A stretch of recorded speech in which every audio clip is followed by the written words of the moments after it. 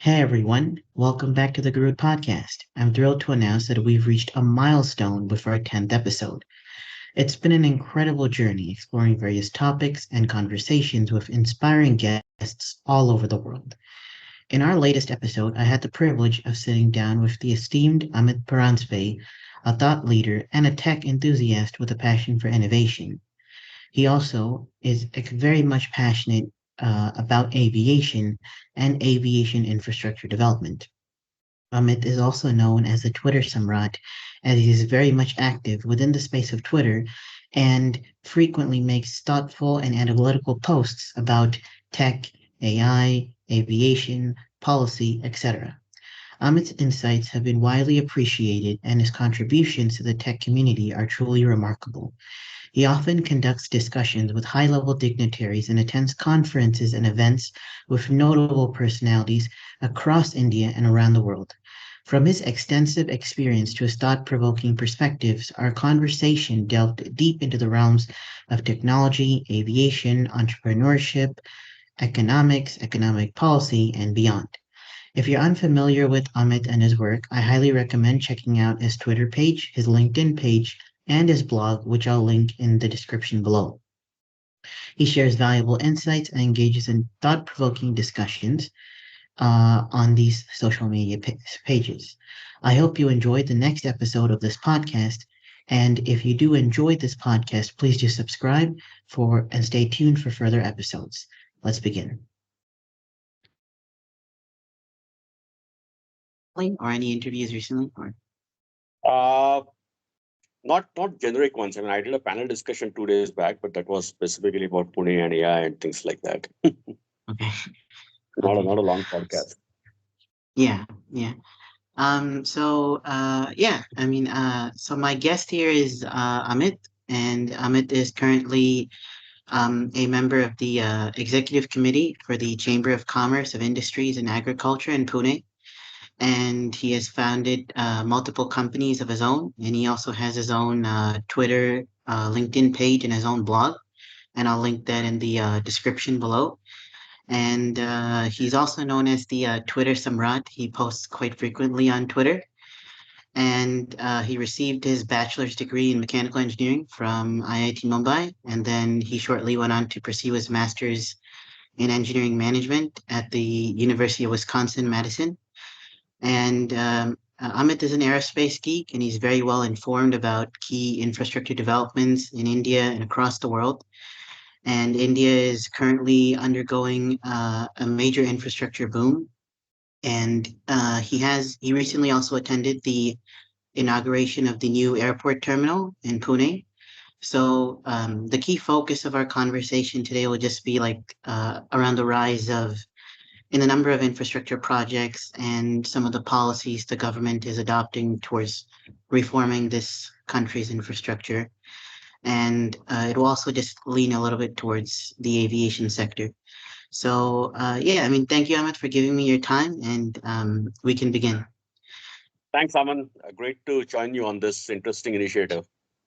Sure. Thank you. Like when I briefly spoke to you on the phone, like about 2 weeks ago, you said like you've been an aerospace geek since the age of 5, and you've taken a few flying lessons as well.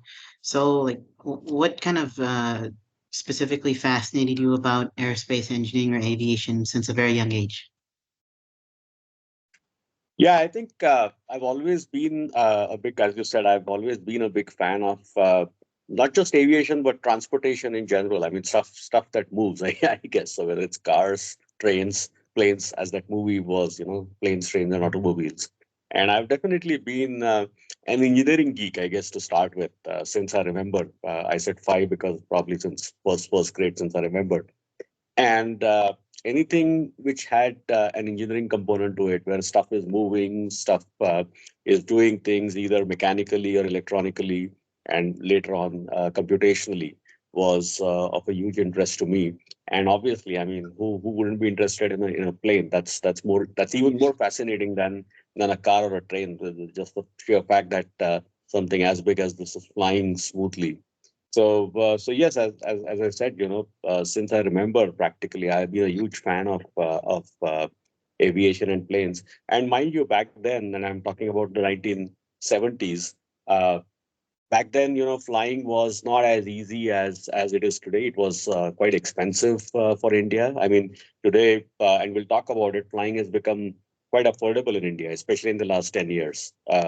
But back then, flying was considered to be a huge luxury, and people traveled on important work, or you had to be really rich. And I mean, higher middle class people probably traveled once every few years, and that was a huge deal for them. So that's the other contingent of the family went to the Mumbai airport. Back then, it was Santa Cruz Airport, or what is today the Sahar Airport, or where T2 is. That didn't exist back then, and it was such a big deal to send people off on plane and watch the plane take off and all that. Yeah. And like just like I said before, like you're very well informed with regards to like the infrastructure developments. I've been following you on Twitter and LinkedIn as well, quite a lot recently. And I'm just curious, like there's so much going on just in India itself. Like, how do you keep yourself informed with everything? I think, I mean, I'm as you mentioned, I'm an aerospace geek. I'm also generally an info geek, if there's a word like that, because I'm just interested in all kinds of information. Well, not all kinds, but information in the areas that are of interest to me. So obviously, aviation, aerospace is up there. City, as you might have seen from my social media feed, city of Pune in general is a big interest area for me. History of Pune and Maratha air and India is a big interest for me. Similarly, there are a few other topics. So those topics, I do spend a lot of time every day reading about it. And Twitter, and I'll make a plug for Twitter here again, because Twitter is also one of my primary news sources, not just something where I output stuff. Because, and when I say Twitter, it's not Twitter per se, but Twitter is a great aggregator of information. So let's say you're Mhm. following some of the top 10 bloggers, top 10 newspapers, top 10 experts, top 10 politicians, top 10 bureaucrats, and top 10 friends in your area of interest. You can aggregate all of them together in customized lists in Twitter, depending on your area of interest and the topic. So let's say I have an aviation list, and then if I follow that, I get a much better curated timeline of what exactly I'm looking for in that area, instead of going on the internet and searching so many different sites in a random order, or looking at newspapers or journals or things like that. So I think Twitter is a great way to stay on top of specific topics that you are interested in, and that's one way I do that. I mean, you can set all kinds of alerts, updates, especially if there are important news, and then you create some kind of a workflow where there are some things you follow multiple times a day, some things you follow daily, some things you follow weekly,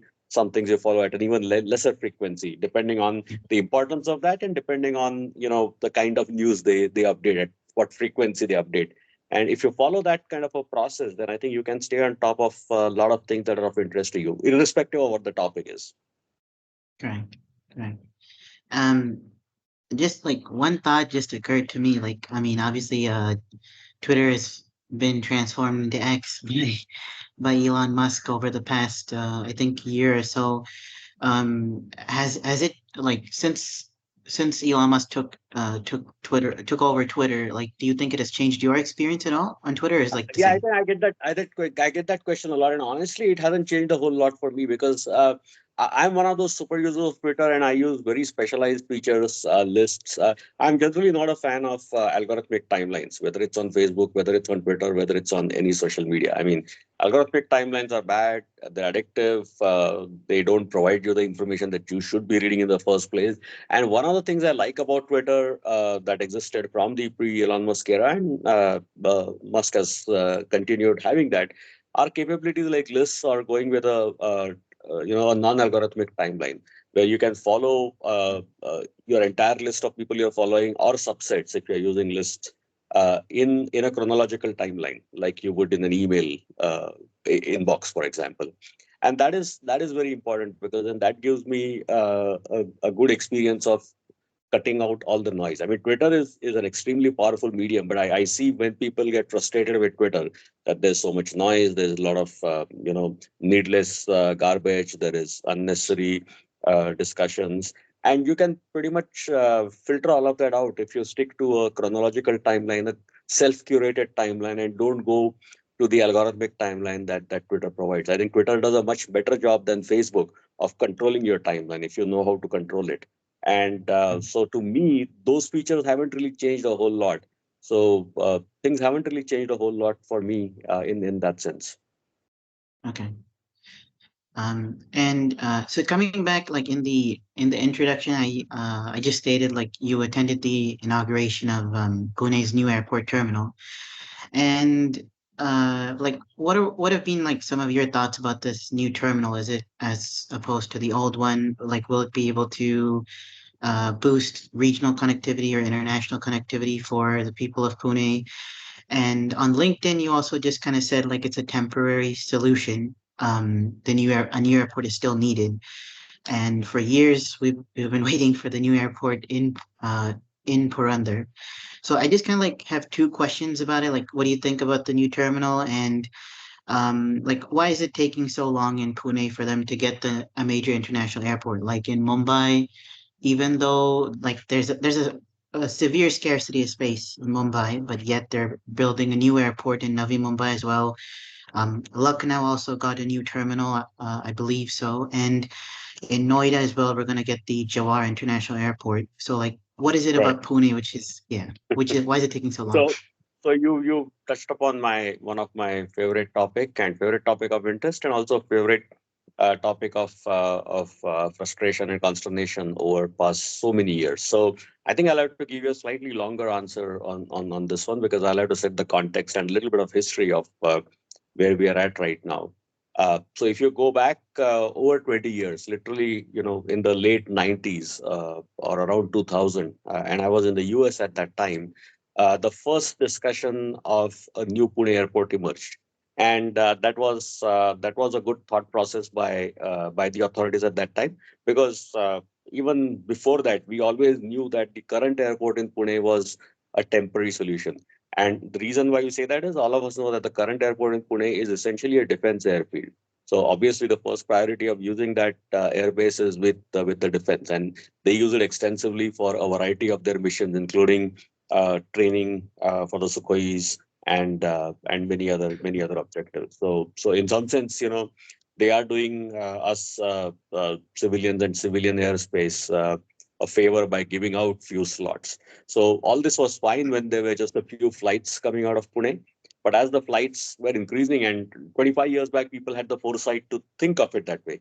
Now, the tragedy in Pune is at that time, the authorities also zeroed in on a specific location for this new airport. So everyone was convinced even then that we needed a new dedicated airport. We can't rely on the defense airport. So they zeroed in on Chakan, which is about 35 kilometers from here. It's an industrial area. And they thought that would be a good space. Would have been a very good space. I mean, right near the industrial area.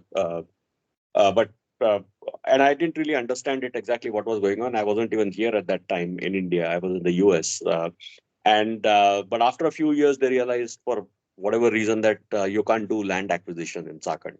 So they decided to further shift it out to a place called Rajguru Nagar, which is another 5 to 10 kilometers further north of Chakan.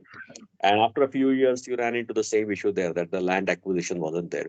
Now here, again, it's a very complex topic, but the two main reasons why land acquisition is difficult in India, I mean, and for that matter, anywhere in the world, one is land is very expensive. So whoever is trying to acquire land, no matter what money they try to provide, the demand from whoever is selling it, typically say the farmers, is going to be quite high, and that fundamentally makes it difficult.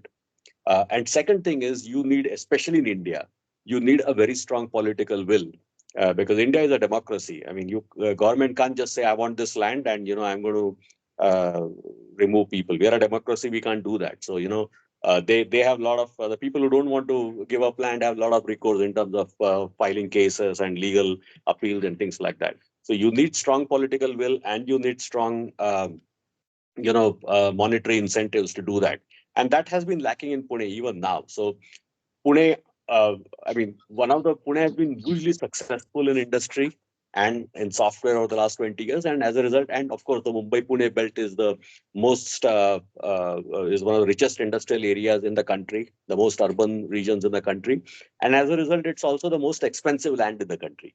So trying to acquire anything in this, but to your counterpoint, yes, the same issue was there in Navi Mumbai, but they were still able to acquire it, right? So yes, I mean, I would say the reason for Navi Mumbai being successful was because partially there were two different reasons. One is they had a stronger political will than in Pune to get it done. They were willing to pay whatever money it takes to do it. Secondly, though, the land that they acquired was partially marshes and partially, hilly land that was not being used for agriculture. Some of it, I'm not saying all of it. So that made it easier as well. Whereas the land that they're trying to acquire in Pune is already being used for agriculture. So it makes it a little difficult in that sense. So that's been the issue. So these things continued till for 15 years, and fast forward to 2014-15 when the Devendra Fadnavis government came in. They finally said that, look, it's been too difficult, and I agree with them. It's been too difficult to acquire land in this Chakan Rajgurunagar corridor for over 10 years. We have talked about it. So we need to look at a new location, and they came up with this location of Purandar, which is on the opposite side of Pune. So Chakan Rajgurunagar was northwest of Pune. Purandar is southeast of Pune, the other side essentially. And they said this is a good spot, and I think I agree. It's a good spot. It's actually better that it's further away from Mumbai, because then Navi Mumbai and these two airports would have been too close in any case. And further, the geography of Purandar is good because it also makes it more easily accessible for uh, cities and districts like Satara, Solapur, and Kolhapur, which are southeast of Pune. So that was a good region, and they started making some progress. But again, they ran into the same issue that land acquisition was proving to be difficult. And then after 2019, the government changed, and again things got stuck. And the latest that we know right now is the government is again committed to acquiring this land. But unfortunately, given our track record of last 2 decades, unless it's actually done, we can't say it's done. So that's where the state of a new Pune airport is. Now, coming back to the new terminal question that you had, so in 2014-15, again, the new government at that time realized that the new airport in Pune is taking a lot of time. Meanwhile, the current airport that we have is fast running out of capacity. We have a small terminal, and as anyone who's traveled out of Pune will realize, the passenger facilities are not good. So we need at least, the least we can do is at least build a newer, bigger terminal at the current defense airport, Logav Airport. So again, that project for multiple reasons moved more slowly. It should have been done in 5 years, but it took 10 years for various reasons. Because again, we had an issue of land acquisition, but this time it was a different issue altogether. This was a land acquisition issue from the Air Force. Because remember, that entire land is actually owned by Air Force. So for civilian use, if we want to build a terminal, we again had to go back to the Air Force authorities to get that land. That took a while. But long story short, finally we have a new terminal. As you said, I went for the inauguration of this, and it will be fully operational for all passengers in about a couple of weeks. So I think, and I've seen that terminal, and it's an excellent facility. It's much better than what we have had over the past couple of decades. The current old terminal, it is world class. It is going to be comparable with some of the good airports that you see in and around India. So it's definitely going to improve the passenger experience for people traveling in and out of Pune. What the new terminal is not going to address, though, which was also one of your questions, is it's not going to fundamentally change the flights in and out of Pune, because that restriction is also dependent on how many flying slots the Air Force allows civilian airlines. And today that is a controlled space, right? The Air Force allows a fixed number of slots. And one reason why Pune has a lot of these late night flights is because the daytime slots are nearly full. So, if airlines want to fly in and out of Pune, they'll have to take these late night slots, because those are the ones that are available right now. So another reason why, in spite of the new terminal will help us for the next 3 to 5 years in terms of passenger experience. But fundamentally, we desperately need the new airport, because we are soon going to run out of slots and traffic capacity. Not in terms of terminal, but in terms of how many planes can take off and land from Pune Airport. So that continues to be an issue. So this new terminal is a solution for the next few years, but can't be a solution beyond another 5 years, let's say. So let me pause here. I mean, this topic I can discuss at length, but as it is, I've taken up a lot of time. So let me stop here and ask more. If you ask me more specific questions, I'll probably get into those. Yeah, I mean the only thing which just kind of I sometimes talk about this with my dad and brother as well. Is like in Nagpur, like the airport is even smaller than I think in Pune, but there's still like Qatar Airways and I think Etihad do I think conduct flights from there, but So yeah, I think that Pune is point that's a good point. I mean, I think see one of the issues, and again, one of the issues is you're absolutely right, is international connectivity. Places like Nagpur and few other cities as well have more international flights than Pune. And there again, the problem of Pune has been twofold. One is there are cities like Nagpur have absolutely no other alternative. Pune, because it's the proximity to Mumbai sometimes is an advantage and sometimes a disadvantage. Punekars have been yeah, used to going to Mumbai in 2.5 hours in the expressway at night. Of course, now there are issues there as well with traffic. And that is why some people say that, if we go to Mumbai, we are always going to get a much better option. I personally don't like it, but that's one reason why not a lot of new international flights have come to Pune. That's point number one. Point number two, and a much bigger and a more serious issue, is being a defense airport. Pune airport has some runway constraints and runway restrictions, length of runway being one of it. So as a result of that, we cannot handle wide-bodied planes like a 777 or a 787 or a 350 or a 340, right? We only take single-aisle planes. Now the problem is for a lot of these international carriers, most of their flights are double-aisle planes, mostly 777s or the Airbuses. So that is another problem. Having said that, Middle East, a lot of the Middle East airlines do operate triple 737s and 320s because it's just a 3 hour flight. So those are still options. But one of the reasons why international flights have been a problem for Pune, especially the people ask, why don't we have long haul flights to say Europe? And yeah. it's been a runway constraint issue as well. So a combination of runway constraint issue and proximity to Mumbai has prevented us from getting more international flights. Okay. But if let's say an airport comes to Purandar, do you think Pune has the potential to become like a major hub for like airline and cargo traffic like the other metro cities we have in India? Oh, of course. I mean, it can easily be among the top five airports in the country because, let me give you a few data points, right? So Pune is already the number one engineering export destination in India. We are the top automotive and manufacturing hub in the country. And result of that, we are the number one district or region in terms of engineering exports that go to all over the world. We are also a top exporters of high-end agri produce, whether it's strawberries, whether it's figs, whether it's roses, all kinds of horticulture and agri exports. So we already have a lot of export potential. We have the top manufacturing industry base here, and we are amongst the top two or three after Bangalore and Chennai in IT services as well. So there's a huge demand for air travel, both in terms of civilian passengers as well as cargo. And if a world-class airport is built, which can support not just 2 or 4 runways to support adequate flight, but an ecosystem is built around it. In terms of logistics park, in terms of some kind of export-specific industries around it, some kind of City like thing that already exists in Delhi. It can be a very very attractive proposition for not just Punekars, but for airlines to set it up as a hub, because Yeah. Delhi and Mumbai are already quite busy as hubs. And yes, Mumbai will get a new airport that will help, but eventually, airlines in India are looking beyond Delhi and Mumbai. And today, Bangalore and Hyderabad are their top 3 and 4 choices, I guess, after these two. But I would think that along with Delhi, Mumbai, Bangalore, Hyderabad, there's no reason why Pune can't be in the top five if we have a good world class airport. Yeah.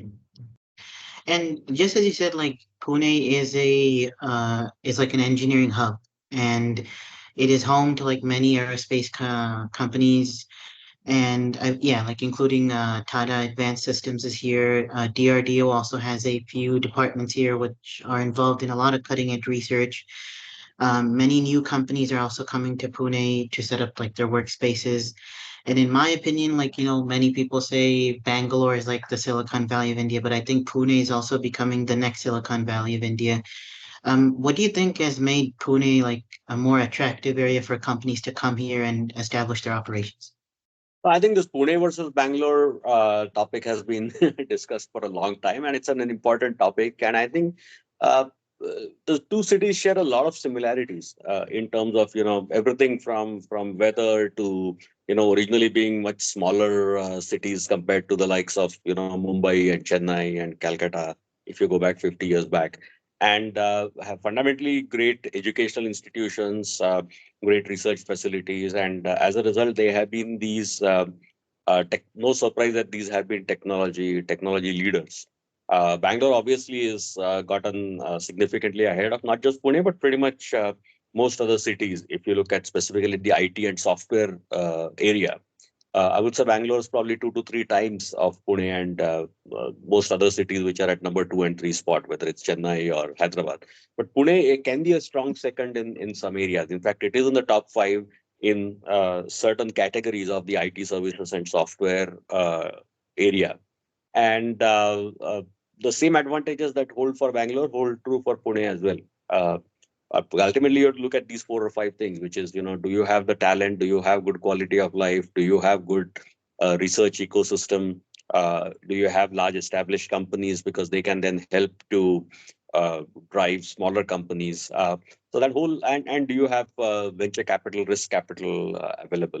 So I think all those things are more or less available in a similar way.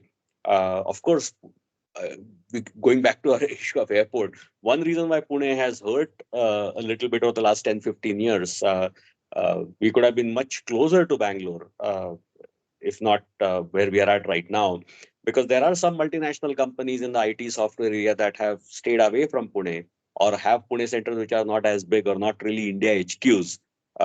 Those are in Bangalore or Hyderabad because we haven't had direct flights. I mean, that often becomes a must have for some international companies, and I don't blame them. I mean, they would like to land here directly instead of landing in Mumbai and then coming via the expressway. So that has been a factor. But in spite of all the limitations and issues, Pune has done quite well. And as you said, in manufacturing, we are probably number one.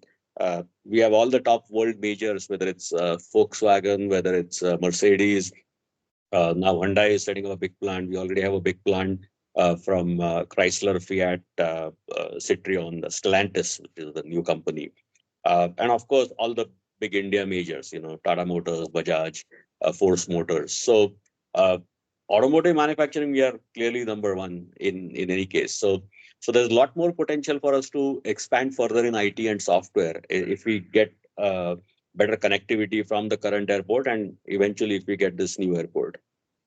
Yeah, I think I heard even Tesla wants to come to Pune and set up office over here.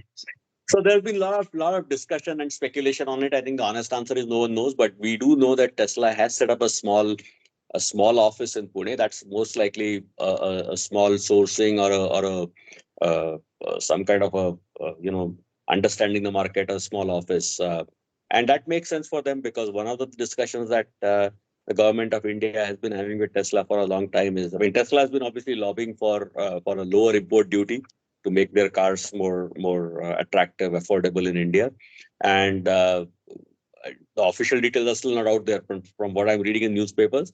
But the government has offered back to Tesla and opened it up to other international car companies as well. Is if you are able to invest X amount of money in the country and do some X amount of sourcing from the country in terms of raw materials, which is not raw materials but sub assemblies and components for your global supply chain uh, for your cars, then we can potentially consider some kind of discounts for you in the duty structure.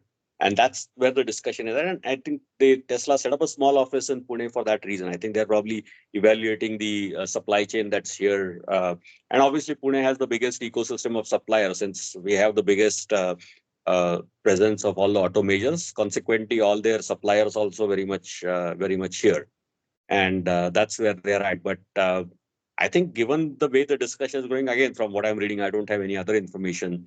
We may see some announcements in the next few months about Tesla planning, and there again, I think Maharashtra, Gujarat, Tamil Nadu, usually the three top states when it comes to new automotive push, will be in the race, is my guess. So we'll see where it goes. Yeah. And On your LinkedIn, like you recently made a post on your LinkedIn page, you made a post about the Asia Economic Dialogue, and you attended it. And like the key focus of this event was on automobiles and future fuels. And like fuels are quite important for aviation as well. Like we're trying to incorporate sustainable aviation fuel in most of our jets now. Like, could you just maybe talk about like what was discussed in this event and like Yeah, what sort of I'm glad you themes? asked. I think that was, I mean, the topic of Asia Economic Dialogue was broader, but you're right. My session was specifically about future of automobiles and future of fuels. And as everyone knows, there's a lot of discussion on EVs and biofuels for cars and for trucks. But and for obvious reasons, we don't have to go into those once again. But those same issues apply to aviation as well. And aviation today is consuming more and more a significant percentage of fossil fuels. I think I don't have the exact data, but I think roughly 10% of fossil fuel is already being consumed by aviation Mm, compared to road transport, and that number is increasing fast. And as the road transport, which is cars and trucks, move to EV and biofuels, uh, the carbon contribution of aviation is just going to get even higher mm, because one simple reason being that while EVs or hydrogen fuel cells are good options for road transport, and these are can be carbon neutral options. Uh, Unfortunately, we don't have the technology today right now, and I don't see us having it in the next 20 years to have these large planes running on lithium-ion batteries or hydrogen fuel cells. So that's clearly a problem. So we are not going to have EV planes. I mean, we have small ones. There are some experiments going on and some prototypes going on with the four-seaters, etc. But I don't see us having a 400-seater 777 or a Airbus 380 equivalent running on EV or hydrogen fuel cell, at least not in the next 20 years. So then the only sustainable alternative to aviation is biofuel, which is mm, you still burn, but at least you create carbon, but at least the source for that is so net it's carbon neutral if it's a biofuel. So a lot of work is going on in India and around the world in terms of using biofuel. And what is a biofuel? So ultimately, aviation, as you know, aviation turbine fuel is essentially kerosene. So essentially a biofuel used in aviation, where there are a bunch of experiments and prototypes going on right now, is replacing some percentage of that kerosene with an equivalent biofuel, which is synthesized from, say, biomass or all kinds of plant waste or agri waste and things like that through various chemical processes. And different experiments, different prototypes have achieved 2%, 5%, 10% blending, some even higher. And recently in India also, we saw some good prototype testing. The companies in Pune, including a famous one like Praj Industries, that has been doing good work in terms of building a sustainable fuel plant. So there's good work going on around the world, essentially blending. So even if you do say a 10% blending, you're essentially saving 10% fuel in terms of mm. the carbon chain, if you will. So I think for aviation, at least next 20, 30 years, we don't know what will happen after that. The right solution is to achieve a significant blend. 50% blend could be a target, for example, of using a biofuel, and thereby reducing your overall carbon footprint. So a lot of work is already happening, and that this work will accelerate further in aviation around the world in the coming 5, 10 years. Great. And I believe the transportation minister is kind of like pushing towards biofuels as well. Like the farmers create ethanol. Like he has his own car collection, which is mostly made of eat like sustainable fuels. आपकी cars देख रही हूँ, ये खाली दिखने में fancy नहीं है, इनकी मशीन्स भी काफी फैंसी है। तो ये कौन सी कार्स है और ये कैसे चलती है? कोई पेट्रोल नहीं यूज करती ना है? ना ना ना ये टोयोटा की इनोवा गाड़ी है। ओके, ये वर्ल्ड की पहले फ्लेक्स फ्यूल गाड़ी है। तो गाड़ी चलाने का शौक है? अभी था पर अभी मैं नहीं चलाता हूँ। ये जो दूसरी गाड़ी है ये इलेक्ट्रिक की है। ओके, ये इलेक्ट्रिक हुंडई चलती की। है। हाँ, इसका कोई यही नहीं है, खर्चा ही नहीं, आवाज भी नहीं, धुआं भी नहीं। उसमें भी धुआं नहीं, आवाज नहीं। मैं इतने दिनों से यूज करो, एक भी बार बंद नहीं पड़ी। अब ये सबसे इम्पोर्टेंट गाड़ी है। ये है हाइड्रोजन पर। ओके, ये इसका नाम है Mirai. Okay, Mirai means future, जापानी Right. वर्ड है मिराई, ये हाँ जी। प्रोटोटाइप की गाड़ी है, इसका नाम है Mirai means future. Right. But do you think like India might become like a very good exporter for like biofuels because we have like such a huge agriculture industry here? Good question. I don't see us becoming a big exporter, at least in the near future, because yes, we have a lot of agriculture and agriculture waste, but we also have one of the highest demands. And, Yeah. we are already the third largest oil consumer in the world, and after US and China. And what makes things especially bad for us is our fossil fuel availability, domestic fossil fuel supply is amongst the lowest. I mean, we pretty much have to import all of it. So our first priority will be to just replace that with Yeah. what we can do before we even think of exporting. And I know it's a little bit too much technical, but uh, I would like to clarify, since we are talking about so many technical topics. Ethanol is a good blend that is already being used in India and around the world at 5%, 10%. We are talking about increasing it up to 20% in petrol cars or gasoline cars, as they are known in the US. Now, gasoline engines or petrol engines for our cars can, with hardly any modification, can take up to 20% ethanol blending. So again, that's a 20% savings if you look at the carbon. Instead of using 100% petrol from crude oil, if you use 80% petrol and 20% ethanol from biomass, that's a 20% saving. And many countries are moving in that direction. If you want to use more than 20%, there's this thing called as E85 ethanol, which is 85 ethanol. Then the engines need modifications, and there are cars and trucks available in some countries, in US, in Brazil, which is the world leader in ethanol, because they are one of the biggest producers, and over 20-30 years back they made this switch. Then you can go a lot higher, but right now the goal for most countries is to not modify your car engines the way they are at, but go up to 20% ethanol.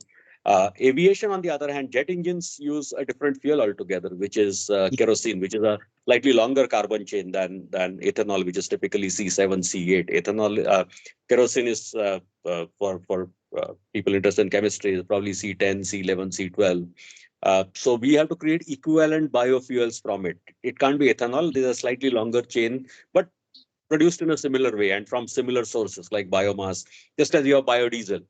So diesel is even longer carbon chain, C15, C16 and higher. So biokerosene and biodiesel are in a way produced in a similar way as bioethanol, but you need more effort on that as well. Okay. And like just as a follow-up question, so I believe the Union Oil Minister said that he wants a target of at least 1% of sustainable aviation fuel use in India. And some airlines are just kind of like struggling to make use of sustainable aviation fuel in India. Like what sort of hurdles do you think the aviation industry in India would particularly need to overcome to like use SAF I think, I in mean, India? I'm not sure, aware of the specifics. I haven't studied the specific issues in detail, but I think the general hurdles when it comes to new technology, especially in this area, I mean, there are two primary things. One is the certification and training needed for the equipment and for the staff in terms of using this slightly modified fuel. And the second one typically is the unrestricted availability of this fuel as well. So I think work is needed at both ends in terms of certification of the engines at the airline end, and assurance of a stable supply coming in from, say, Indian Oil or Bharat Petroleum or Hindustan Petroleum, essentially the three primary suppliers of aviation turbine fuel today. So I think those are probably tactical issues, and we can work out them pretty quickly and move to a 1% limit, and eventually increase it at regular intervals to a much higher limit. Okay. And so I just had like one last question just about aviation infrastructure. So uh, a lot of drone companies have emerged in India. Even in Pune, we have seen a lot of drone companies, and China and the United States obviously have huge like major industries for like just drones or UAVs. In India, we are seeing it as well, but like there are just a few more restrictions. What are your thoughts on like drones or like just the drone industry here in India? So I think drones are going to be extremely important. They're already playing a key role, and they're going to get even more important in pretty much all facets of life, civilian uses as well as defense uses. And I mean, increasingly people are more and more familiar with the use cases, and even now new interesting use cases being discovered every year or invented every year. So drones are going to be extremely important. They're already extremely important. India, as you said, has seen a good development in terms of not just drone manufacturers but the ecosystem. But again, as you said rightly, I think fundamentally, like in many things in the electronics and semiconductor supply chain, uh, uh, there's a lot of dependency on US and China, and some other countries that are doing a lot of the manufacturing of chips, like Taiwan and Korea. So in that sense, drones are no different. So I think uh, India and other countries need to work more on that direction to become a little bit more Atmanirbhar on some of those things. And as you've seen, there's a lot of work going on in India on semiconductors front and also on the electronics assembly front. For example, when it comes to mobile phones, so that will happen, and that will effectively help us in having more domestic manufacturing of the components of drones, whether they're the chips or the control circuits and things like. Today, obviously, we are doing more of the assembly work rather than the actual core chips and things like that. But even there, we have made good progress, and we have started producing some good drones for defense use, particularly as well, because those are areas where you can't rely too much on imports, or if you import them from friendly nations, they are very costly. So that's another Yeah. area that and we've had good drone policy regime for the past few years. The government has encouraged a lot of drone users, and yes, there are obviously some civilian restrictions in terms of your drone, but it's also possible to register your drones for specific use cases, whether it's agriculture, pesticide. And there's also a lot of focus by the government in terms of training a lot of people, especially in rural India, on using drones or piloting drones to do specific tasks. So a lot of work being done there. I think a lot of work is needed on becoming Atmanirbhar on some of the key components of drones, especially on the electronics side of it. Okay. And like just coming back to the topic of airports, like even though in Pune we're like struggling to get an airport, but still we have seen a significant rise in like the number of airports. Like even in a very small town like Shirdi, there's an airport and people can fly in. And like we're not just in like the number of airports, but like the overall the interiors of some of the airports, like you can definitely compare it with like Hamad Airport in Doha or like Dubai. Mhm. What do you think has like changed over the past few years that like obviously number one, we have seen an increase in the airports, but the overall design of our airports in terms of like the systems we have, everything, what has kind of like made it easier for more and more airports and like better airports to be constructed in India? So I think this government, if you go back last 10 years, I think has clearly made airports a priority, and I'm very happy about that. I mean, so many new airports have been built, more than 50 over the past few years, and improving air connectivity for civilians has been a big priority. And as part of that, a lot of and there are specific schemes there as well by the government targeting the tier 3 and the smaller cities, like the Udan scheme, which we can talk about later. So bunch of different schemes and initiatives have helped build these new airports. Smaller cities, in a sense, going back to our Pune discussion, it's easier to build airports because the land acquisition is easier compared to big cities. So some of these small cities have, I mean, it's great for them. It's great for India, but unfortunately, Punekars feel a little bit sad seeing that here's this small city that out of nowhere has got a small airport done in 2 years and 3 years while we continue to wait. So Pune issue is a little unique, but that shouldn't stop other smaller cities to get their airports faster. And we have seen excellent progress on that. And as a result, if you see over the last 10 years, we have seen a huge surge in domestic travel. Uh, Yes. our connectivity has improved significantly, and the affordability of air travel has improved significantly. This is, I mean, not just with the Udan scheme, but overall. So like in any industry, as you increase supply, if you improve infrastructure, typically, and increase competition, typically the fares come down, and that's what we have seen in the aviation industry in India. So I think for India to achieve its economic growth targets that all of us aspire to, I think aviation and connectivity is extremely important. Uh, we haven't had a good road network or a high-speed rail network. Now, while we are working on fixing that as well, that will take some time.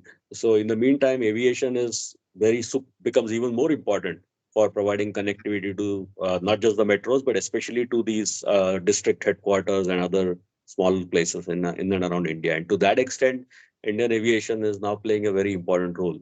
The specific schemes that you and I were talking about earlier about UDAN, uh, those are good incentive schemes built by the government, and essentially they are also subsidizing air travel to these smaller destinations, because purely economically some of these flights may not make sense because they don't have enough traffic, at least now. Eventually it will grow. So for the first few years, to seed a new route to a smaller city, to get the traffic going till it becomes self-sustainable, there are these incentive and subsidizing schemes that have been provided by the government to airlines, so that effectively some of the bigger routes are paying a little bit more, sort of like a tax, and then subsidizing these smaller routes.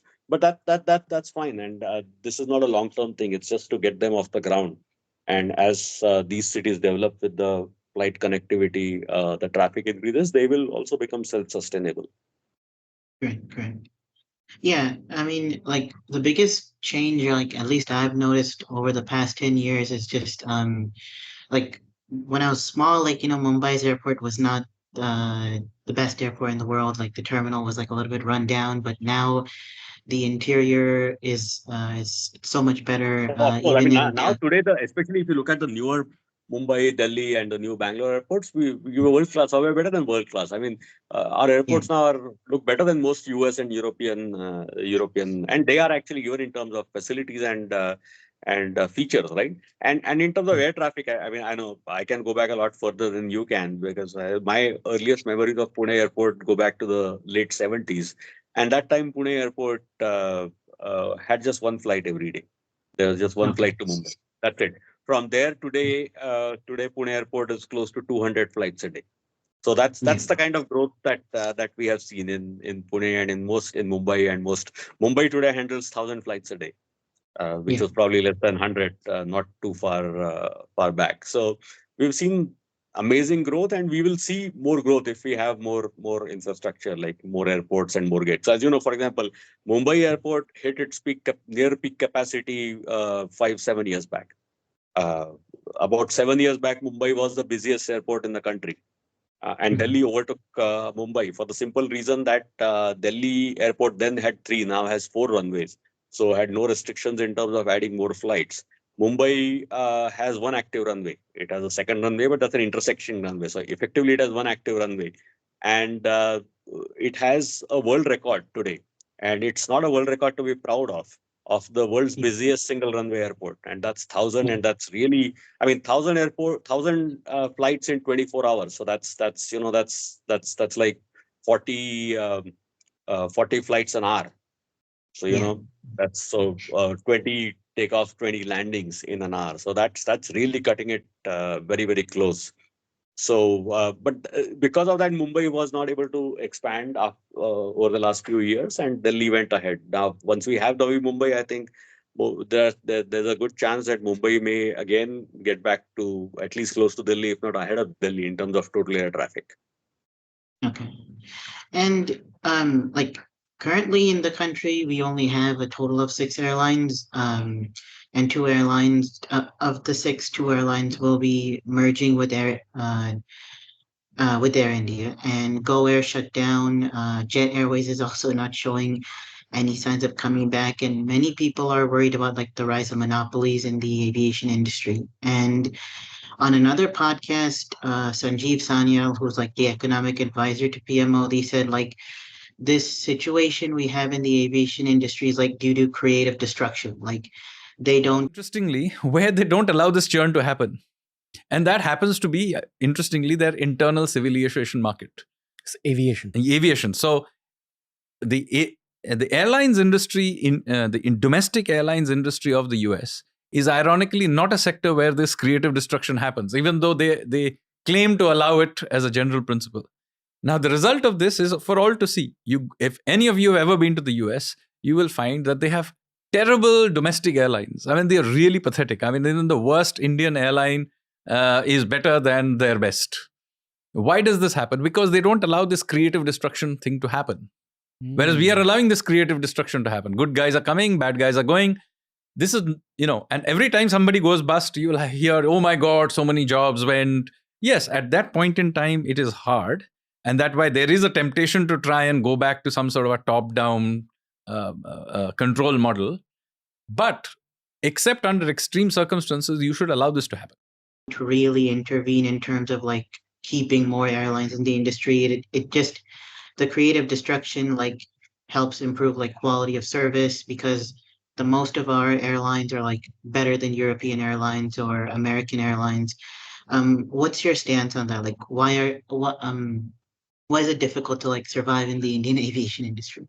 I think it's not just Indian aviation. I think the aviation industry is amongst the toughest industries in the world. I mean, worldwide, there are airlines that keep getting merged or keep getting shut down. I mean, even if you look at the US, for example, in the last 15, 20 years, the number of airlines that have shut down and have merged with other larger companies, airline companies, is a long list.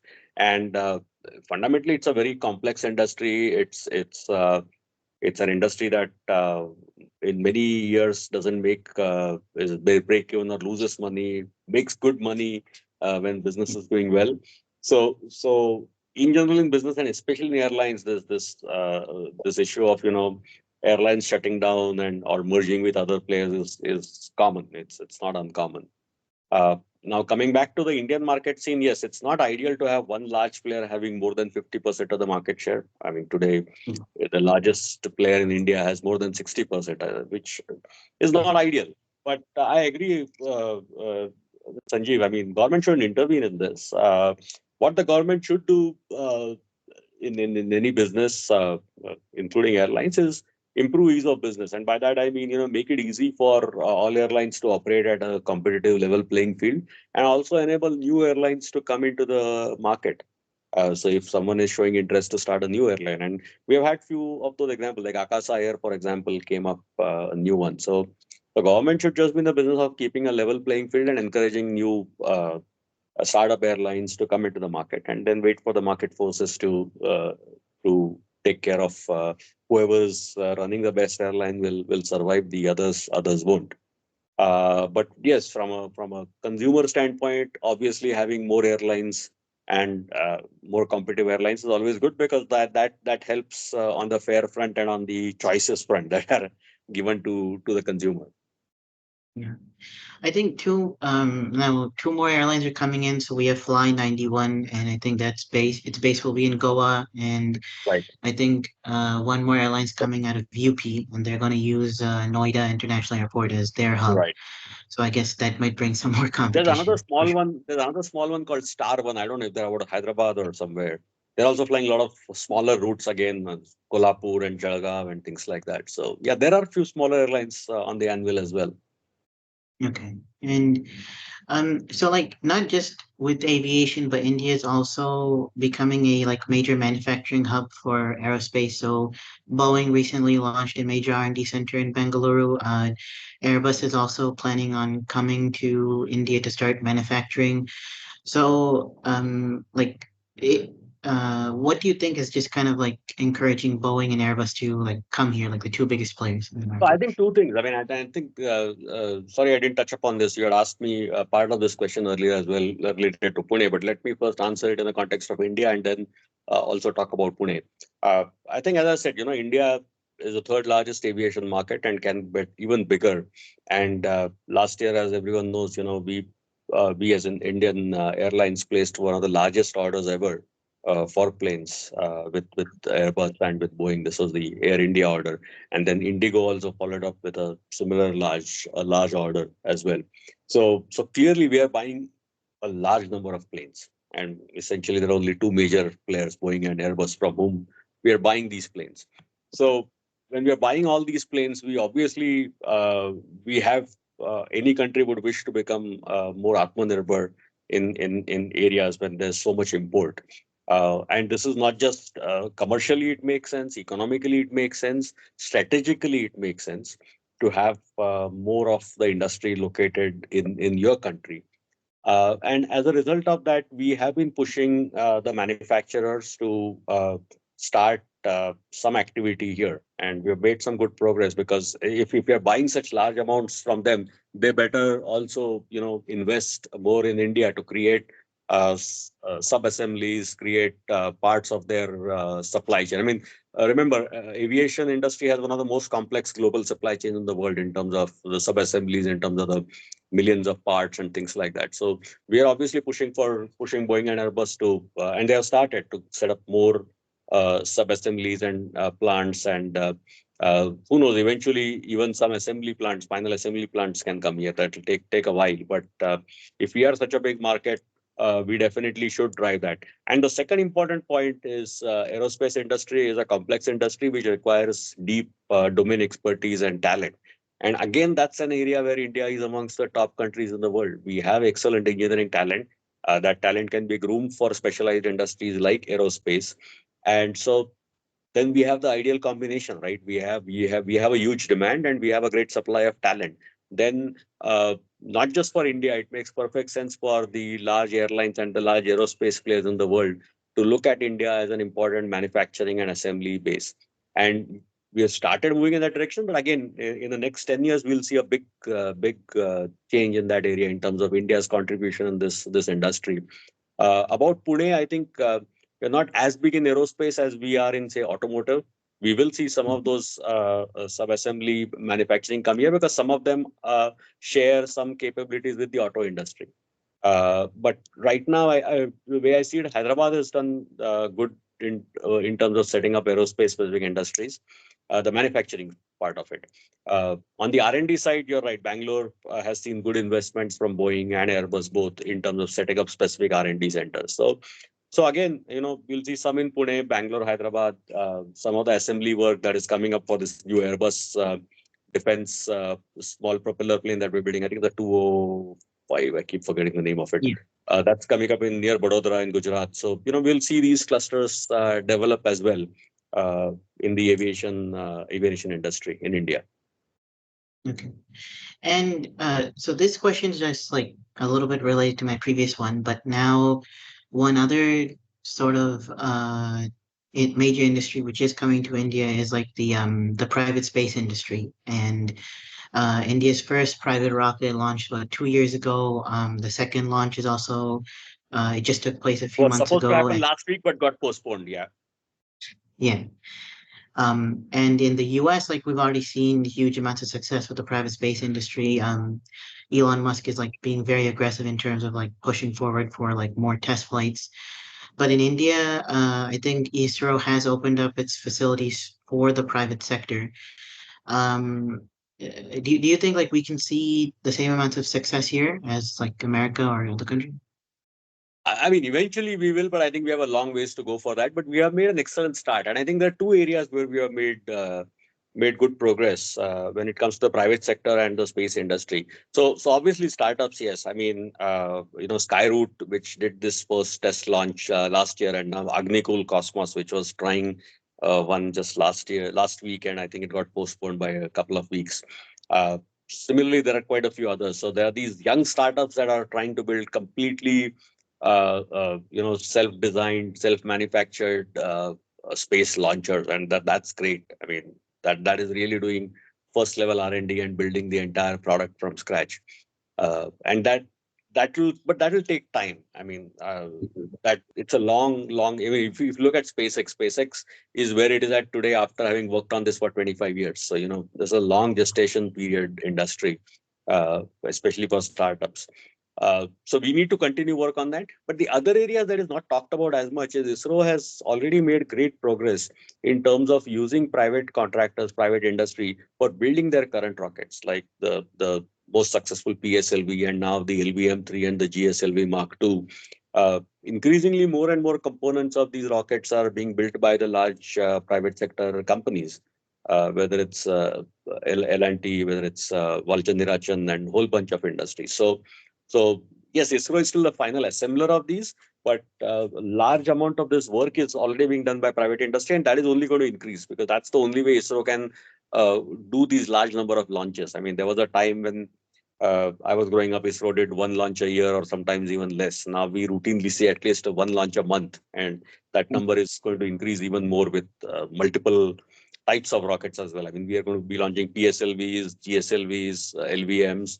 The Gaganyaan program is coming up. So that launch frequency increase, and that's why the private sector role is very important in making sure you manufacture these rockets at a fast pace as well. So that side is also increasing. The large Indian corporates building components for ISRO and the young startups that are essentially starting out course for what we may do 10 years from now. Okay. Okay.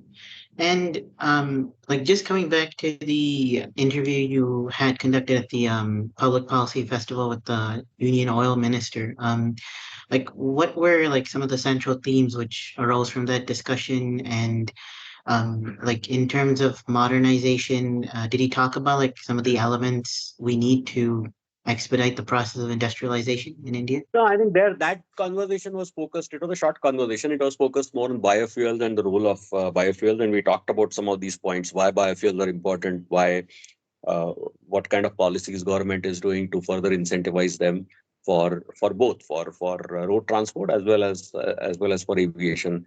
The other thing we talked about briefly is policies about hydrogen. I think that's the other alternative that's coming out along with biofuels. Think of it as a third alternative. I mean, if you look at sustainable transportation, I think there are three areas where work is happening. One is obviously EVs, which is the lithium-ion batteries. The second is biofuels, which we talked about, and third is using hydrogen. Now, hydrogen, if it is derived from fossil fuel, like if it's derived from methane, for example, it's not exactly a green fuel when you're ultimately using fossil fuel to generate hydrogen. But if hydrogen is derived from the electrolysis of water, Yeah. and which requires a lot of electricity, but that if that electricity is sourced from renewables like solar and wind, then you have what is called as green hydrogen. And green hydrogen is net carbon neutral. So this green hydrogen can be an important third option for sustainable transportation. A lot of work is going on there in terms of two things. One is using hydrogen fuel cells to ultimately generate electricity. So ultimately it's an EV, but instead of lithium ion, you have hydrogen fuel cells, which is generating electricity, and it's an electric car. So, but the fuel is not electricity. The fuel is you pump in hydrogen into the car. The area where some other work is happening is in some cases use hydrogen combustion. So, no change to the current engine or some slight change to the current engine, like you have CNG being used in vehicle and buses. Similarly, if you can explore hydrogen. So there's work happening on all these alternatives, and work also happening on how do you transport piped hydrogen or ship hydrogen. Hydrogen is the lightest element, so it's quite hard to effectively transport it. But there's a lot of work happening here. One of the reasons why there's a lot of focus going on hydrogen is in terms of lithium ion, which is its closest competition. It's a lot easier to store hydrogen in a vehicle for a longer range. So achieving long range for an EV with for a truck, let's say, it's quite costly today. Even though the prices of lithium-ion batteries are falling every year, it's still costly. So people think for large transport vehicles that require a lot of range, hydrogen fuel cell truck may be better than a lithium-ion powered. Of course, Tesla and Elon Musk disagree because they are completely betting on lithium-ion EVs. But if you look at some of the Japanese and some of the European car makers, they are sort of, betting on both. So they think EVs may be good for passenger cars and two-wheelers, but hydrogen may be the right solution for commercial transportation. So I think the jury is still out on this. Maybe lithium-ion wins this race completely and the role of hydrogen goes down, or we end up with some kind of a hybrid solution where trucks and large transport rely on hydrogen fuel cells, hydrogen combustion, and the cars and the two-wheelers stay with lithium ion. So that is why having a good hydrogen policy is also important for a country like India, because ultimately it's a good clean fuel. And and even if you combust hydrogen, or if you use hydrogen fuel cell, the end product is water. There's no carbon emitted in the atmosphere. Okay. So I just had like one more follow-up question about that discussion you had with him. So, it's just like we're digressing a little bit from what we spoke about before, but he said like, land prices are increasing a little bit in the country. And so like I'm from Canada, and in Canada we currently have a huge housing bubble, and that has caused a huge, like a major housing crisis over there. But in India, do you think we might head into a housing crisis, or like what do we need to do as a nation to avoid a housing bubble? No. Oh, interesting you asked that. I mean, the reason why we touched upon both these topics with my interview with the Honorable Minister is because he holds two charges. He is in charge of petroleum and fuels and urban development as well. So since I was asking both sets of questions, this question is for his other portfolio, which is urban development. And of course, I mean, urbanization and housing development is one of the biggest challenges for India as we grow at this rate, right? I mean, India not too long back was mostly rural, and today India is getting closer to 40%, 30-40% urbanization. Some states like leading states like Maharashtra are already getting close to 50% urbanization. So 50% of the population lives in cities. So housing is one of our biggest challenges as a country. And I mean, it's a separate long discussion in terms of what are the challenges and what we need to do or what we are doing to address this. Uh, of course, Canada is the challenges of Canada. I don't understand them as well as I do in India, but they'll be completely different just looking at the land available there. And the population of Canada is probably Mumbai plus Pune put together. And land Yeah. mass is probably, even the active land mass is probably more than that of India. Not even looking at the snowed up north. So there the challenges are different. In India, the challenges are multifold, right? I mean, you have one is land availability, second is capital availability to build houses. Third is that of, especially for urban India, is excuse me, of slum redevelopment. I mean, most of our cities have a large percentage of population because of various historical reasons living in slums. Uh, Efforts are in progress to redevelop those slums and create proper housing in the same area. And what makes sense there, and what we are seeing in cities like Mumbai and Pune and other cities, is we have to go vertical. I mean, slums typically are ground or ground plus one and occupy a large area. If that area is used effectively to build good houses, and if you go vertical, you free up a lot of land for other uses. So some of the decisions for slum redevelopment as well as for overall urban development and housing in India need to look at all these design factors of urbanization and urban planning, which is, how vertical do we want to go, right? I mean, Hong Kong and Tokyo, cities like that are one extreme or share some examples. European cities are another one. American cities are the other extreme, which in terms of urban sprawl, clearly that's something that will not work for India. We don't have that much land in any case. So there are all these different models and all these different options and challenges. And but yes, I mean, it can be a big, long, separate discussion about urban planning in general. But absolutely, this is one of the top issues for the country right now. Yeah. I think in Canada, like just the only issue they're having is like the current government is just create a lot of obstacles or like bureaucracy to build new homes. So I Yeah, I guess think the that's just Canada issue, from whatever little I understand, is a little different. I think they had a bubble because there was this huge, I mean, obviously initially the rates were lower and there was this huge bubble being caused by a lot of foreign buyers as well of housing. And that sort of put housing out of reach for some of the commoners. And then if you don't increase supply or you make it hard to build new homes, then obviously the pricing goes up higher and higher. And, the existing homeowners are happy when, I mean, that's typical in any market, right? When the prices go up, the existing homeowners feel rich, but the people who don't have a home or got in the market to buy a home are extremely unhappy because they can't afford a good home. So yeah. I think I remember reading about some of those issues, especially regards Canada and in this. Also, I mean, I've lived in the US for a long time, and one thing I know, and Canada may be a little similar, is one thing in US, the housing industry is also a little cyclic. I mean, as rates, when interest rates are low, the mortgages are very cheap, and a lot of people start buying homes, and uh, there's a bubble because everyone going after buying a home, like in any market. And when the interest rates go high, the mortgages are expensive, and then no one buys home. So and the interest rate cycle in US goes up and down every few years, and the housing cycle typically follows that. So Yeah. I've seen the US market now for past 30 years, and I've seen multiple such cycles come and go. So Canada may be similar to some extent. Yeah. And so like energy security is like another topic which has gained a lot of attention over the past 2 years or 3 years, especially with this whole Russia-Ukraine crisis that we have. And India has been working towards developing a high degree of energy security. Like startups and government departments are working towards achieving a high degree of energy security. And like just as per my knowledge, like however, one source which people don't talk about a lot in India is just like about nuclear energy. And Bill Gates, like at least in the United States, is working very hard towards privatizing nuclear energy. He has his own company, TerraPower. Like, what's your stance on nuclear power, and is it possible? Like, can we have a private nuclear industry here in India, just like the States?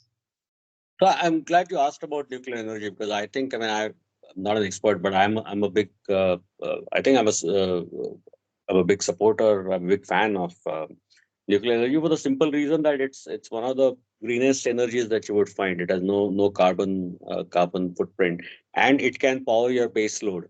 And when you're looking at energy, it's a technical term. But when you're looking at energy to power your electric grid, essentially supply to electricity to all our homes and factories. Uh, you have a base load which is more or less constant, and then you have these spikes depending on the time of the day or depending on weather or things like that, right? So the base load needs to be consistent. You always have to have some amount of load that's always available. Now, one of the biggest problems with renewables like wind and solar is that energy availability is not consistent. Solar is typically 4 to 5 hours a day. Wind can be 24 hours, but it's unreliable. I mean, it may just drop off for a few hours, then come back again, then drop off, then come back. And so they're a little unreliable. So even today, a lot of the base load is generated by fossil fuels. Even in countries that have a lot of wind and solar, like US, for example, there the base load is primarily used to be coal. Now it's more natural gas. Nuclear is ideal for that because you can keep it running at a steady pace for a long time and can I mean once powered nuclear reactors can run for years without too many issues with regular maintenance. So nuclear power is ideal from an energy security perspective, from a carbon neutrality perspective. Now, there have been a few issues in the world over the past 4 or 5 decades that have created problems for nuclear energy. I think more in the minds of people and policymakers, more of a perception issue. There was this infamous 3 Mile accident in the US in 1978 when there was some radiation Yeah. issues. Then, of course, in 1985, we had the Chernobyl disaster that everyone knows about. And most recently, in 2011, we had the Fukushima disaster. The Chernobyl, yes, created a lot of issues, but the other two, I think, got a lot of press, but didn't really create those many issues in terms of people getting affected by radiation or things like that. But accidents like these have created some fear in the minds of many people, and they have pushed policymakers against nuclear for a long time. And that's why last 2, 3 decades, the nuclear industry has been on a slowdown. I mean, after 3 Mile, a new nuclear plant was not brought online in US for last 40 years. Uh, Similarly, in Europe, for that matter. Now, what has happened is the West was pretty much thinking, the developed West was pretty much thinking that, we have natural gas, we have renewables, why do we need nuclear? And the Russia-Ukraine crisis has become a good wake-up call for the world that, the supplies of natural gas are not as easy or not as safe as we thought they were, because Russia is one of the biggest exporters of natural gas. So if that overnight disappears, what do we do? And then suddenly the world has again grown aware of nuclear as a safe Atmanirbhar option for their respective energy securities. So in that sense, nuclear is making a comeback. Obviously, there are technocrats like Bill Gates and many others who have pushed nuclear just because it's one of the green, as I said, one of the greenest solutions that's out there. If you handle the safety issues and waste issues very well. So I think nuclear is coming back. India also, it's coming back. We have moved a little slowly over the past, I would say, 20 years on nuclear in terms of making it. It's still a small percentage of our energy production. It needs to grow significantly more than what it is right now. Right now, we're under 5%. I think we should get to at least 10% in the next 10, 15 years in terms of the total installed capacity for India. So yeah, me personally, though not an expert, I'm a big proponent fan of nuclear energy, and I think it should play an important role not just in India but in countries around the world. I mean, I think the best example of being Atmanirbhar with nuclear energy that you saw in the last 2 3 years is a country like France. I mean, Yeah. that's the world's number one country in terms of, I think, more than 50% of their energy comes from nuclear. Yeah. And they made this strategic call over 50 years back after the Second World War, when they realized that unlike UK, I mean, that time natural gas wasn't big, so coal was the biggest source for power for the longest time. And after World War II, I think they made a strategic decision when they realized that unlike unlike Germany and UK, the two closest countries, they don't have coal. Germany and UK have coal, but France doesn't have as much coal. So they made this strategic choice that if we want to be self-sufficient in energy, we have to go after nuclear. And they've invested a lot in nuclear in the 60s, 70s, 80s. And as a result, today, they are, I would say, world number one in nuclear energy. Clearly, in terms of percentage power that they derive from nuclear versus other sources. Okay. And one thing you talk a lot about AI on Twitter and LinkedIn. And once I think one particular tweet you made was like AI chips are gonna be like the new oil. And do you think like AI chips are gonna just become like a major commodity soon, like just like maybe coal or oil or something like that? Or I mean, there's some amount of, it's a popular line to say it obviously it's not an energy equivalent, so it can't be oil, but it will yeah, be an important asset like oil has been for the last so many decades for geopolitics and for industrial security and for business security and commerce security of various countries. Uh, yeah, if AI is going to be one of the most important drivers of our society and of our economy over the next many decades to come, then what is powering AI probably becomes the most important aspect of what is important. So more than energy now, it suddenly becomes uh, the AI chips become that important. Now it also depends on how scarce the supply is and how many players are producing them. Now, you could have said the same thing 20 years back or 30 years back when the computing revolution and the internet revolution took up, or the mobile revolution took up. You could have said the CPUs, the microprocessors, are the next oil.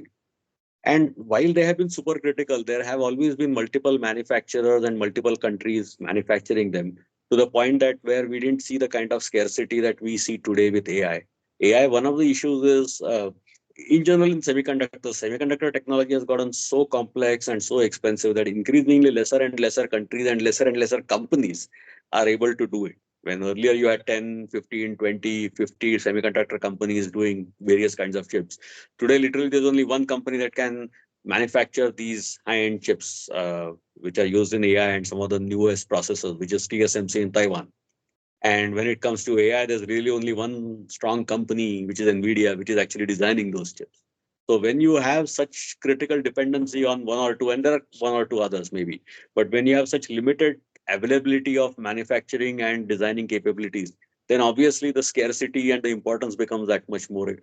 It's exactly like oil, when you have only one or two regions in the world, like the Middle East, producing oil, then that becomes important. So from a world perspective, it will be great if we, in the next few years, we see more manufacturers and more designers of AI chips come in, like it happened in the CPU, so that, we are not too dependent on one country and one company to provide us, because we're going to need them for sure. I mean, AI is going to be one of the primary drivers of the economic growth of the next 20, 30 years as far as the world is concerned. So we better have a good safe source for these AI chips. Yeah. And like just talking about like semiconductors, you just talked about semiconductors. And India is also trying to become like self-reliant in terms of semiconductor production. And I believe the electronics minister Rajiv Chandrasekhar is also trying to get push for that. But in like why are like semiconductors like so important, and like what do you think is the future of semiconductors in India? Like will we be at the So scale like semiconductor, Taiwan? right? So semiconductors are amongst the most important pieces that go into your modern life, literally, because whether it's your smartphone, whether it's your laptop, whether it's your entertainment device, whether it's your TV, whether it's your car, any device today runs on semiconductors.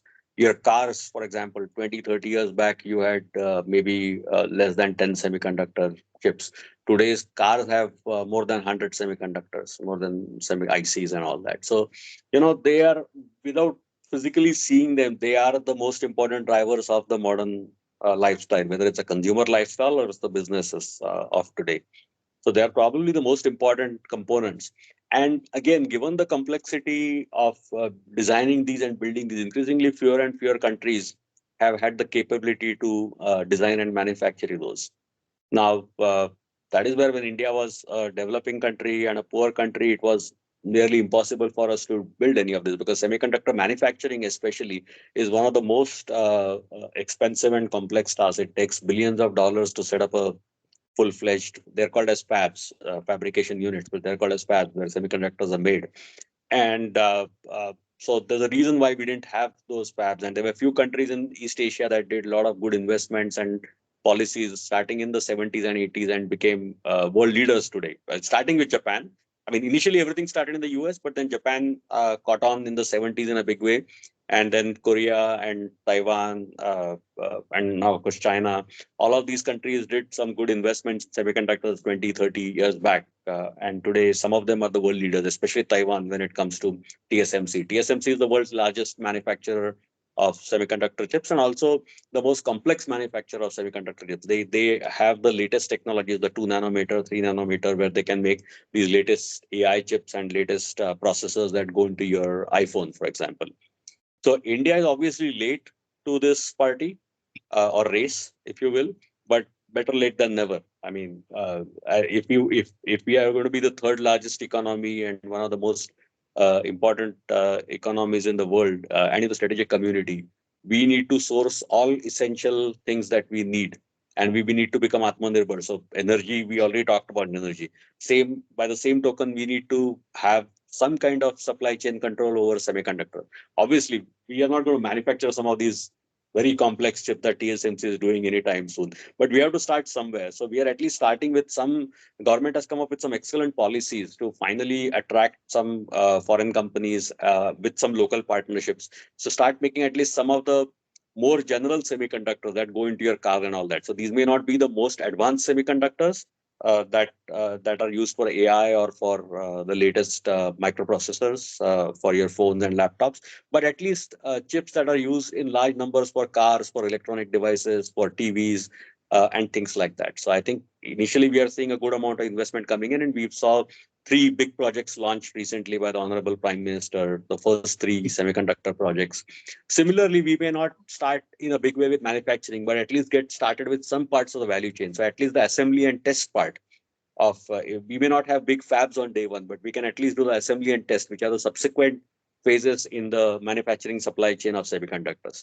So we have to start somewhere, and we are making good starting steps in terms of building the first fab, in terms of building some of the aspects of the value chain.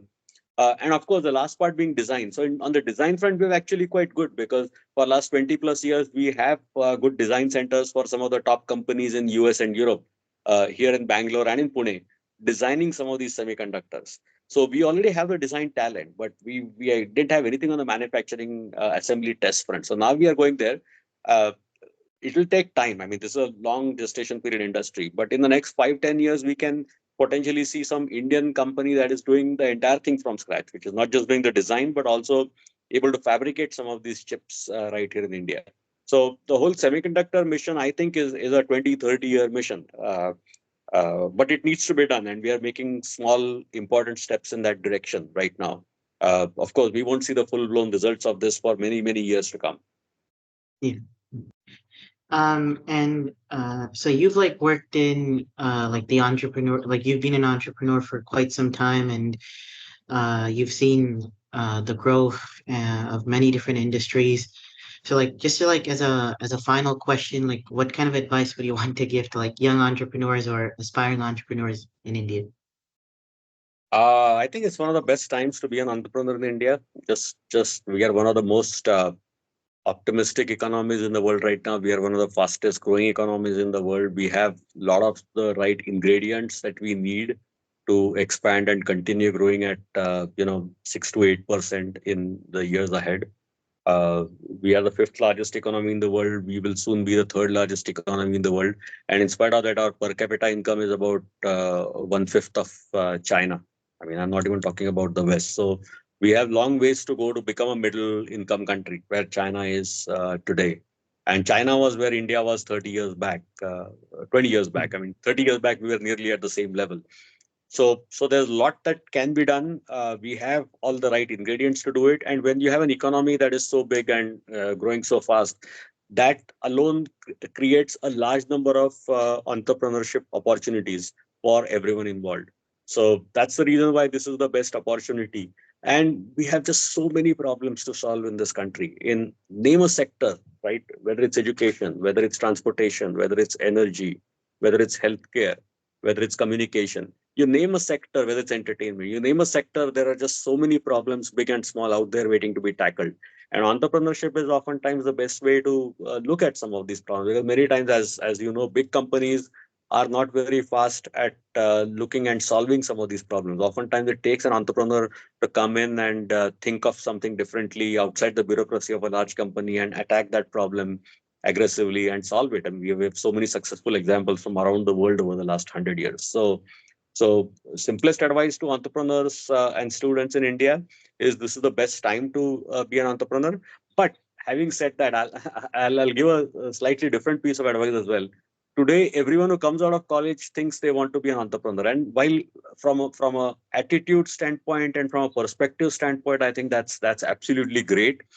Don't get too carried away by some of these success stories that you see of college dropouts or students coming out of college and becoming very successful entrepreneurs. Those do happen, but that's a very, very, very small number, right? I mean, they're the very, I mean, Bill Gates or Zuckerberg were college dropouts or people who just came out of college and created a big company. That's a very small number. Even if you're interested in entrepreneurship, my advice would be after your education, you take a job in an established company. The reason for that being is you need to understand how that industry works or how different industries work from a technology perspective, from a customer perspective, from how things work in a large company. What are the good things? What are the bad things? And just understand the world. Maybe use the opportunity of working for a big company to travel around the world, travel around India, get as much exposure as you can. In a sense, working for a big company, even if you want to be an entrepreneur eventually, is a great learning, and you're actually getting paid for that learning as well. So don't be in a hurry to start your company.